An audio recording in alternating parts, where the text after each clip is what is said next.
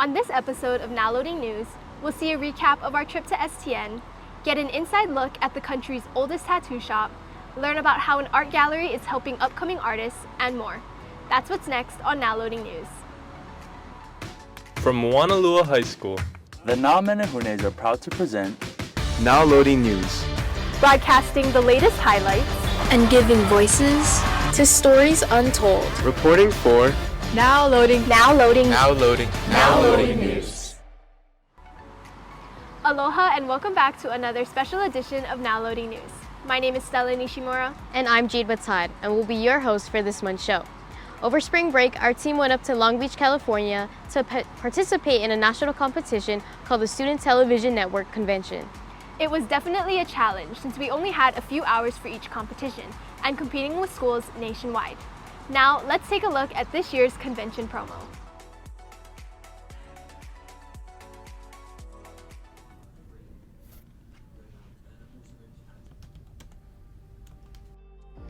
We all live in a world full of vibrant colors and bright lights. But here at STN, we share the same spark. Welcome back, STN. How we feeling tonight? It's a place where students can excel as journalists, filmmakers, and creators. We have a chance to give voices to stories untold and take you to places you've never been before. The environment, the atmosphere, the moment, filled with highs and lows. Because at the Student Television Network Convention, limits are meant to be tested, boundaries meant to be broken. So let your light shine. No matter the competition, it is time to show everyone who you are and what you are made of. All while connecting with over 2,700 peers who share the same passion and learning from experts who know what it takes. STN is the light that brings students together from across the world to share ideas and skills in hopes that you create your own light that will continue to inspire. We have a once-in-a-lifetime opportunity to tell our story the way we want to. Here at STN, it's not about just being there, but using what you've learned to make a brighter future. So, How will you keep that spark alive?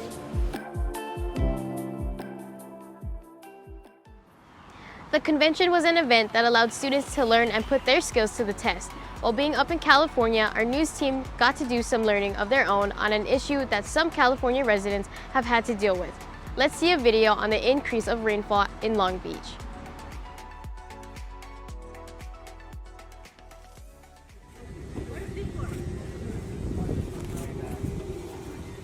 The storms come from the ocean normally, so we're the front line.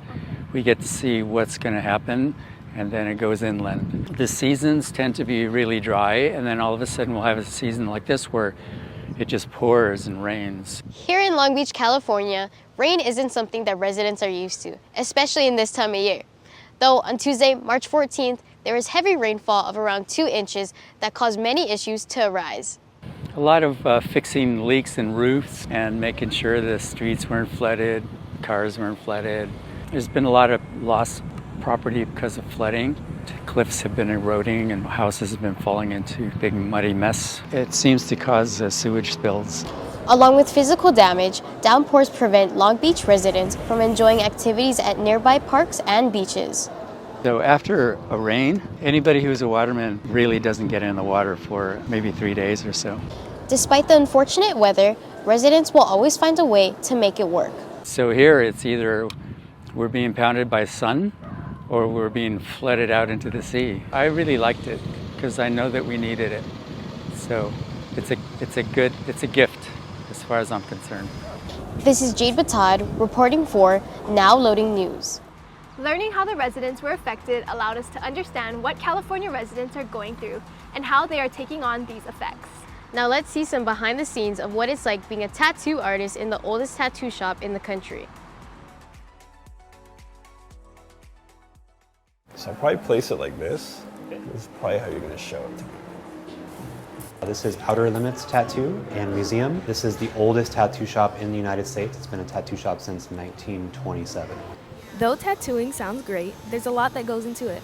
Behind the scenes, being a tattoo artist can be a little stressful. So like from the artist perspective, there's a lot of work they do when they're not here. They're spending hours on drawings before they even come into the shop and tattoo. Like you wake up to draw, to answer emails. You come to work to do tattoos, and you go home to draw and answer emails. The workers of Outer Limits Tattoo work to please all. I like this shop because I think the customer service is great so far. The way I make a difference for my customers is I just try to be nice and genuine. We definitely have a lot of returning customers, and we're very, very kind and warm and welcoming to people, and we engage with them. We genuinely make connections with them. Tattoos have held different meanings throughout time. I think tattooing is extraordinary. It dates back literally thousands of years. Tattoos is just, an expression of yourself. It's like a good little confidence boost. It's gotta be like the oldest and coolest tradition that transcends every race because it's like everywhere. This is Malin Carrera reporting for Now Loading News. Yeah, they were so irony. Yeah, I knew it was gonna get pretty. It is interesting to learn about how much work tattoo artists put both in and out of the shop. Now on to a new topic.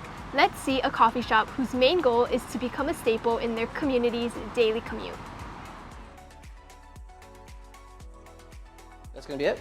All right, it's gonna be 2205, doing cash. We are a neighborhood cafe with emphasis on neighborhood. I was able to reconnect with my best friend from high school. We were starting to realize that every coffee shop we went to, their coffee tastes different. So one day he was like, dude, we could do this. And I was like, yeah, we can. We figured the best way to do that was just to dive in. So we bought a vegan juice bar and just kind of started winging it from there. I think the thing that makes our business so special is the fact that you know what you're gonna get every time you come in. You're gonna be greeted with that same welcoming feeling. I think that makes us special.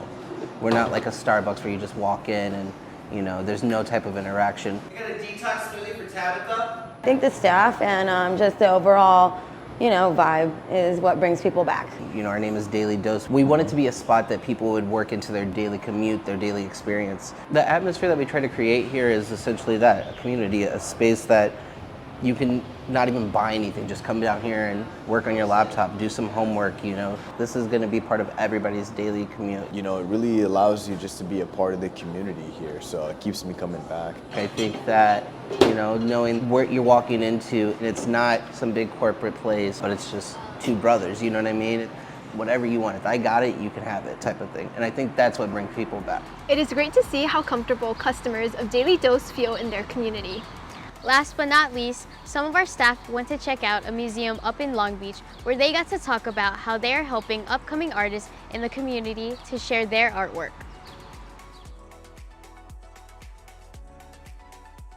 It shows the art, but also gives kind of personal feelings about it. The feeling artists have in the beginning is kind of anxiety to a certain degree and uncertainness.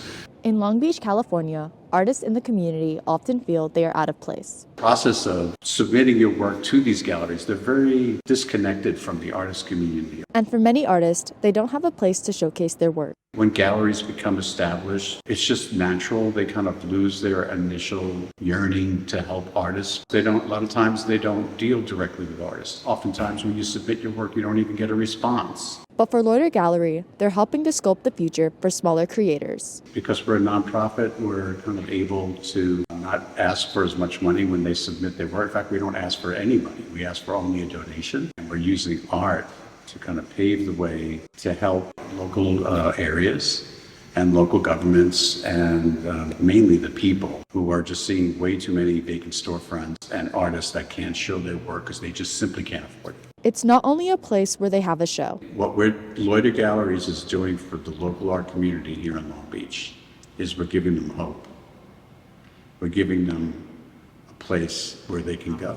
This is Misty Griffith reporting for Now Loading News. It looks, to me, it's very simple, and but there is a lot of character to this piece. It is amazing seeing how much effort this art gallery is putting in to bring an audience to new and local artists. Well, that's all for today's show. We hope you guys enjoyed this special edition of Now Loading News. If you would like to see more, visit our website at nowloadingnews.com and follow our Instagram at MOHS_broadcast. On behalf of the Now Loading News team, thank you for tuning in. I'm Stella Nishimura. And I'm Jade Batad. The loading is now complete.